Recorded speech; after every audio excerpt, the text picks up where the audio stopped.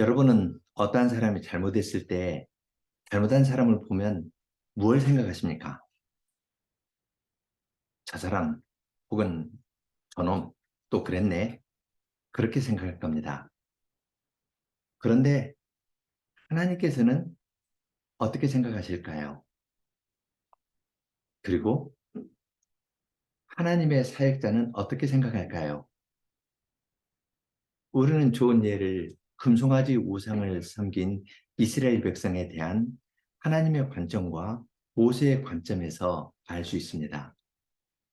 그들은 시내 산에서 언약을 맺자마자 하나님을 배반했거든요. 자기를 위하여 새긴 우상을 만들지 말라 했는데 새긴 우상을 만들었습니다.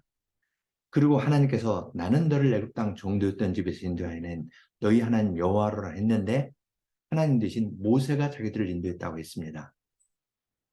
처음부터 싹수가 없는 사람들입니다. 그런데 하나님께서는 그러한 이스라엘 백성을 모세의 기도를 듣고 살려주셨습니다. 모세는 하나님의 심정을 잘 알고 족장과 맺은 언약을 맺으면서 하나님께서 보존하여 주시기를 구했고요. 초점이 하나님께 향합니다. 잘못한 저 사람이 아니라 하나님의 영광을 보여주십시오. 하나님의 선함을 보여주십시오. 하나님의 이름을 알려주십시오. 하나님에게 향합니다. 그때 하나님께서는 여호와로라 여호와로라 자비롭고 은혜롭고 노하기를 더디하고 인자와 진실이 많은 하나님이로라 말씀하셨습니다. 잘못한 사람을 보고 너 왜 잘못해? 그렇게 하는 것가 아니라 하나님의 언약을 생각하면서 하나님의 이름을 구했을 때 모세는 여호와는 자기들과 함께 하시는 그 여호와는 노하기를 더디하시고 참된 인자가 있으신 분이라는 것을 알게 되었습니다. 하나님께서는 우상을 만들므로써 언약을 깨뜨린 이스라엘 백성과 언약을 새롭게 하십니다. 우상을 만들었던 그들에게 너희들 가나안 땅에 가면 우상 만들지 말라. 그렇게 말씀하셨습니다. 그리고 우상을 섬기는 대신 나에게 6월절, 7.7절, 수장절 이런 세 번 절기 그리고 안식일에 내 앞에 나오라 했습니다. 그리고 언약의 말씀을 기록해 주셨습니다. 언약의 말씀을 기록해 주셨는데 그때 놀라운 일이 발생합니다. 모세의 얼굴에 광채가 나는 겁니다. 하나님의 이름을 구하고 하나님의 말씀을 기록한 모세의 얼굴이 광채가 났습니다. 그것은 모세 개인에 그치는 것이 아니라 우리 모두를 위한 것입니다. 그래서 기록해 주셨습니다. 오늘 34장 18절부터 마지막 절까지 읽을 텐데요. 그 내용이 주로 그런 겁니다. 먼저 18절로 20절입니다. 너는 무교절을 지키되 내가 네게 명한 대로 아비벌 그 기한에 7일 동안 무교병을 먹으라. 이는 내가 아비벌에 애굽에서 나왔음이니라. 무릇 초태생은 다 내 것이며 무릇 내 가축의 수컷 처음 난 우양도 다 그러하며 나귀의 첫 새끼는 어린 양으로 대속할 것이요 그렇게 아니하려면 그 목을 꺾을 것이며 내 아들 중 장자는 다 대속할지며 빈손으로 내 얼굴을 보지 말지니라. 이스라엘의 중요한 절기가 6월절, 7.7절, 장막절 혹은 수장절인데요. 지금 이스라엘 백성들에게는 6월절이 지금 가장 가까웠고 출애굽하고 붙어 있으니까 그 이야기부터 시작하십니다. 무교절을 지키되 아비벌 정한 그 기간 7일 동안 무교벌을 먹으라. 누룩 없는 떡을 먹으면서 그들의 애굽에서 나왔던 것을 기억하라고 합니다. 애굽의 장자를 다 죽이고 하나님께서 이스라엘을 구원해 주셨거든요. 그러니까 장자는 다 하나님의 것이니까 하나님께 바치라. 출애굽기 12장에서 말씀하셨던 그 규례를 다시 말씀하시면서 그들에게 하나님과 맺은 언약을 알려주십니다. 하나님께 나올 때 빈손으로 나오지 말라 했습니다. 어떻게 할까요? 나귀의 첫 새끼는 어린 양으로 대속하고 가축의 처음 난 것 우양도 다 내 것이라 했거든요. 그것을 6월절 때 하나님께 가져오는 겁니다. 그러면 이스라엘의 장자를 대신해서 하나님을 섬기는 것이 레위인인데 레위인들의 생활을 지지할 겁니다. 그 과정을 통해 이스라엘은 제사장 나라고 거룩한 백성으로 사는데요. 구원의 사실을 이야기를 하면서 빈손으로 내 앞에 나오지 말아라. 장자들 다 대속하니까 장자들 하나님께서 배를 주셨으면 그걸 하나님께 가져가서 드리라. 그러면서 하나님께서 베풀어 주신 구원에 참여하도록 하십니다. 짧게 짧게 지금 이야기를 하는데요. 21절부터 24절에서는 안식일 그리고 77절 수장절에 관한 말씀을 하십니다. 너는 엿새 동안 일하고 제7일에는 쉴지니 밭 갈 때에나 거둘 때에도 쉴지며 77절 곧 맥추의 초실절을 지키고 가을에는 수장절을 지키라. 너희 모든 남자는 매년 3번씩 주 여호와 이스라엘의 하나님 앞에 보일지라. 내가 열방을 내 앞에서 쫓아내고 내 지경을 넓히리니 내가 매년 3번씩 여호와 너의 하나님께 보이러 올 때에 아무 사람도 내 땅을 탐내어 엿보지 못하리라. 먼저 6월절 혹은 무교절에 대해서 말씀하신 다음에 안식일에 대해서 말씀하십니다. 기본이 되는 절기이죠. 안식일을 말씀하시면서 쉬라고 이야기하십니다. 열흘 동안 일했는데 제7일은 쉬어라. 밭갈 때나 거둘 때 바쁠 텐데요. 농번기인데 그때도 쉬라 하십니다. 이건 하나님의 안식에 참여하라는 뜻입니다. 그리고 봄 추수가 끝나는 77절, 가을 추수가 끝나는 수장절을 지키라 합니다. 1년에 3번씩 남자들이 하나님 앞에 모이면 다른 나라 사람들이 와서 약탈을 해갈 수가 있고 훔쳐갈 수가 있을 거거든요. 염려가 있습니다. 그때 하나님께서 내가 아무 사람도 너희의 땅을 엿보지 못하게 지켜줄 테니까 안심하고 내 앞에 나오너라 말씀하십니다. 이 계명을 들었을 때 우리의 마음이 어떻게 움직이는지 하나님께서는 잘 아시고 말씀하시는 것 같습니다. 나올 때는 하나님의 일에 참여하는데요. 25절, 26절입니다. 너는 내 희생의 피를 유교병과 함께 드리지 말며 유월절 희생을 아침까지 두지 말지며 너의 토지 소산에 처음 익은 것을 가져다가 너의 하나님 여호와의 전에 드릴지며 너는 염소 새끼를 그 어미의 젖으로 삶지 말지니라. 예, 지금 77절이나 수장절은 다 추수하는 때입니다. 77절은 봄에 밀이나 보리를 추수할 때고요. 수장절은 가을에 올리브나 포도나 이런 걸 추수할 때입니다. 그러한 추수를 할 때에 토지에 처음 익은 것을 가져다가 하나님께 드리고 하나님께 나올 때 빈손으로 나오지 말라 하셨습니다. 이렇게 드리면 그걸 가지고 성전 제사에 필요한 것들에 사용할 것이고요. 레위인이 이스라엘 백성을 대신해서 하나님을 섬기는데 사용할 겁니다. 이렇게 함으로써 이스라엘 백성은 우리는 하나님의 백성이다. 제사장 나라다. 거룩한 백성이다. 하는 것을 알고 그 일에 이스라엘 백성들도 참여케 하셨습니다. 성전에서 봉사하는 사람만이 아니라 밭에서 일하는 사람도 농사 짓는 사람도 거룩한 백성으로 참여하도록 하셨습니다. 하나님을 믿고 섬긴다는 건 이론적인 것이 아니라 아주 실제적인 것이라는 걸 생활의 문제라는 것을 여기에서 볼 수 있습니다. 이렇게 아주 폭넓게 이야기를 하시는데요. 요점이 있습니다. 27절입니다. 여호와께서 모세에게 이르시되 너는 이 말들을 기록하라. 내가 이 말들의 뜻대로 너와 이스라엘과 언약을 세웠음이니라 하시니라. 예, 하나님께서 세우신 언약은 그들의 생활 전체를 포괄하는 거거든요. 농사 짓는 것까지 포괄하는데 요점이 있습니다. 하나님께서 해주신 그 말들을 기록하라.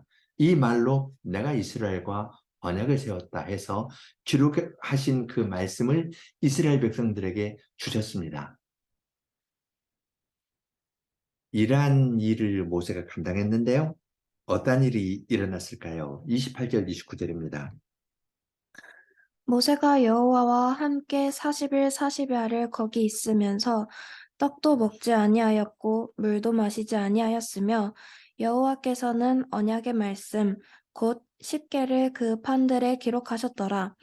모세가 그 증거의 두 판을 자기 손에 들고 시내산에서 내려오니 그 산에서 내려올 때에 모세는 자기가 여호와와 말씀하였음을 인하여 얼굴 꺼풀에 광채가 나나 깨닫지 못하였더라.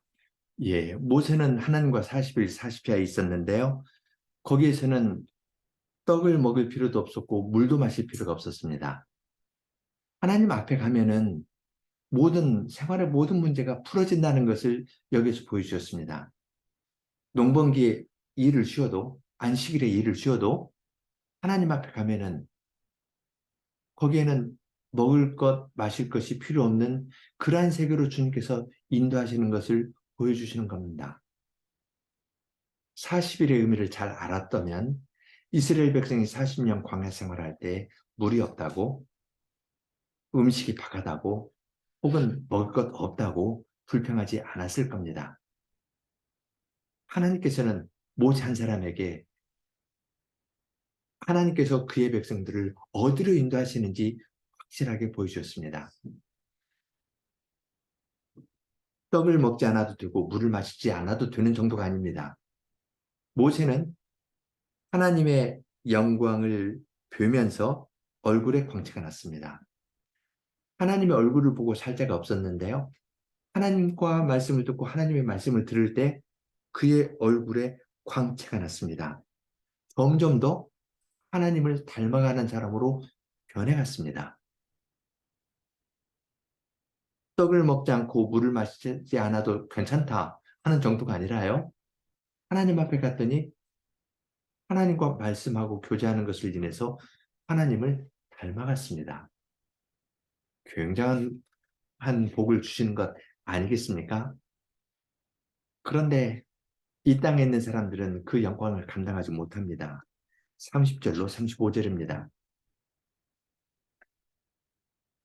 아론과 온 이스라엘 자손이 모세를 볼 때에 모세의 얼굴 꺼풀에 광채남을 보고 그에게 가까이 하기를 두려워하더니 모세가 그들을 부르니 아론과 회중의 모든 어른이 모세에게로 오고 모세가 그들과 말하니 그 후에야 온 이스라엘 자손이 가까이 오는지라.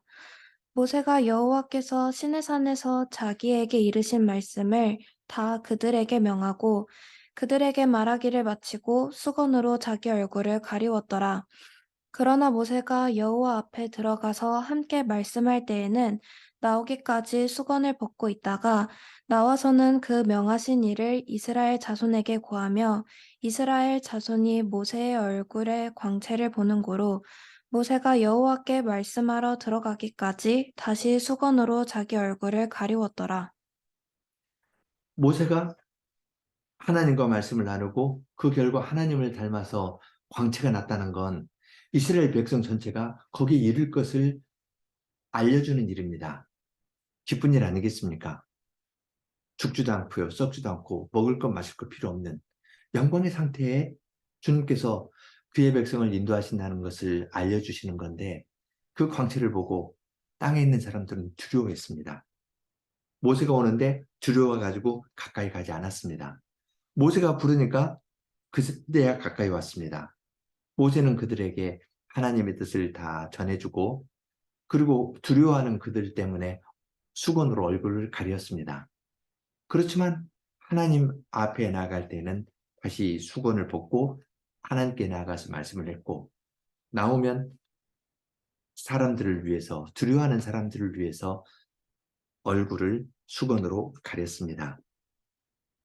여기서 이제 생각할 것들이 있는데요. 하나님께서 언약을 새롭게 하셨는데 언약을 새롭게 하실 때 핵심은 여호와의 이름이고 말씀으로 언약을 맺었다는 것이 중요하고요. 모세는 그 언약을 맺는 그 과정에서 하나님과 이야기하면서 말씀을 기록하는 과정에서 얼굴에 광채가 났습니다. 이것이 고린도후서 3장에 인용되는데요.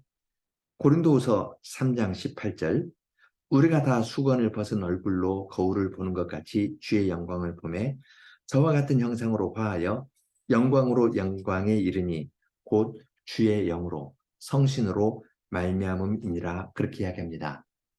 여기에서 바울 사도는 옛 언약과 새 언약을 대비시킵니다. 옛 언약은 하나님께서 돌판에 새겨 주셨는데 새 언약은 성신께서 우리 마음에 새겨 주셨다고 이야기를 합니다.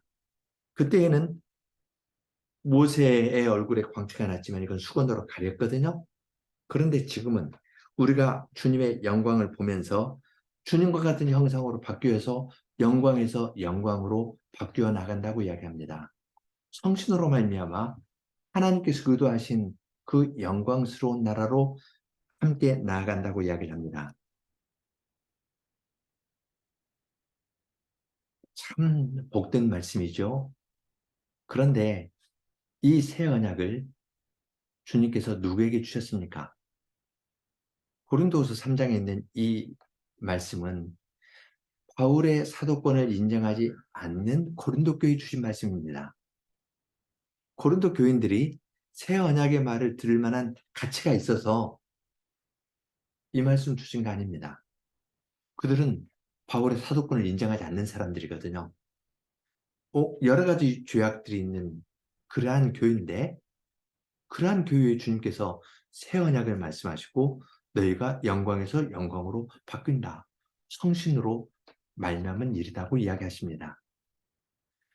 금송아지를 섬긴 이스라엘 백성들에게 모세를 통해서 하나님과 사귀는 것이 무엇인지를 알려주신 주님께서 금송아지를 만들고 배반한 그 사람들을 찾아가서 영광의 세계를 알려주신 주님께서는 오늘날도 역시 고린도 교회처럼 문제가 있는 교회에 이러한 새 언약의 복음을 알려주십니다.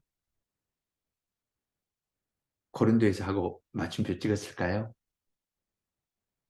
아닙니다. 그 주님께서는 지금 오늘 우리에게도 찾아오신 겁니다. 내가 받을 가치가 있어서가 아닙니다.